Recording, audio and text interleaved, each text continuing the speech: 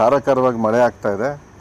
ಅನೇಕ ಕಡೆ ಮಳೆಯಿಂದಾಗಿ ಟ್ರಾಫಿಕ್ ಜಾಮ್ ಆಗ್ತಾ ಇದೆ. ಅದರಲ್ಲೂ ಸಹ ಅಂಡರ್ ಪಾಸ್ಗಳ ಕೆಳಗಡೆ ಸುಮಾರು 46 ಅಂಡರ್ ಪಾಸ್ನ ನಾವು ಐಡೆಂಟಿಫೈ ಮಾಡಿದ್ದೀವಿ.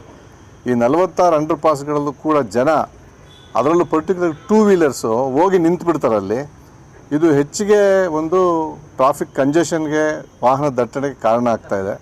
ಅದ್ರ ಜೊತೆಗೆ ಅಪಾಯಕಾರಿಯಾದಂತಹ ಸಿಚುಯೇಷನ್ ಕೂಡ ನಿರ್ಮಾಣ ಆಗ್ತಾಯಿದೆ. ನನ್ನ ಮನವಿ ಏನಂತ ಹೇಳಿದ್ರೆ, ದಯಮಾಡಿ ಯಾರು ಅಂಡರ್ ಪಾಸಲ್ಲಿ ನಿಲ್ಲಬಾರ್ದು, ಮತ್ತು ಆ ರೀತಿ ನಿಂತರೆ ಖಂಡಿತವಾಗಿ ನಾವು ಅವರಿಗೆ ದಂಡವನ್ನು ಹಾಕುವಂಥ ಪರಿಸ್ಥಿತಿ ಬರ್ತದೆ. ಮತ್ತು ಅದು ಅಪಾಯಕಾರಿ, ಹಿಂದ್ಗಡೆಯಿಂದ ಬಂದವರು ಕೂಡ ಹೊಡ್ಕೊಂಡು ಹೋದಂಥ ಇನ್ಸಿಡೆಂಟ್ಗಳು ಕೂಡ ಇದ್ದಾವೆ. ಅದರಿಂದ ಸಾರ್ವಜನಿಕರು ದಯವಿಟ್ಟು ಸಹಕರಿಸಬೇಕು ನಮ್ಮ ಜೊತೆ. ಇದು 4-5 ಆಕ್ಸಿಡೆಂಟ್ಸ್ ಆಗಿದೆ ನಿನ್ನೆ ಮೊನ್ನೆ. ಅವರು ಏನು ಮಾಡ್ತಾರೆ, ಅಂಡರ್ ಪಾಸಲ್ಲಿ ಹೋಗಿ ನಿಂತು ಬಿಡ್ತಾರೆ ಜನ.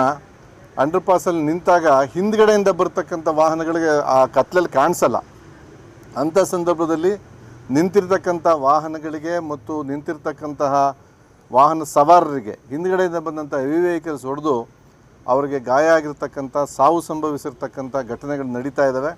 ಈ ಹಿನ್ನೆಲೆ ಒಳಗೆ ದಯಮಾಡಿ ಯಾರೂ ಕೂಡ, ಈಗ ಎಲ್ಲರಿಗೂ ಗೊತ್ತಿದೆ, ಫೋರ್ಕಾಸ್ಟ್ ಗೊತ್ತಿದೆ, ಹವಾಮಾನ ವರದಿ ಇರುತ್ತೆ, ಅದನ್ನು ನೋಡ್ಕೊಂಡು ದಯಮಾಡಿ ವಾಹನ ಸಂಚಾರವನ್ನು ಪ್ರಾರಂಭ ಮಾಡಬೇಕು ಎಲ್ಲಾದರೂ ಹೋಗೋದಾದರೆ. ಮತ್ತು ಯಾವುದೇ ಕಾರಣಕ್ಕೂ ಅಂಡರ್ ಪಾಸ್ಗಳ ಕಡೆ ನಿಲ್ಲಬಾರ್ದು. ಅದರಿಂದ ಅವರು ನಿಲ್ಲೋದು ಯಾರಿಗೂ ಗೊತ್ತಾಗಲ್ಲ, ವಾಹನ ದಟ್ಟಣೆಗೆ ಕಾರಣ ಆಗುತ್ತೆ. ಎರಡನೇದು, ಹಿಂದ್ಗಡೆಯಿಂದ ಬರ್ತಕ್ಕಂಥ ವಾಹನಗಳು ಅವುಗಳಿಗೆ ಡಿಕ್ಕಿ ಹೊಡೆದು ಅಪಾಯ ಸಂಭವಿಸ್ತಾ ಇದೆ.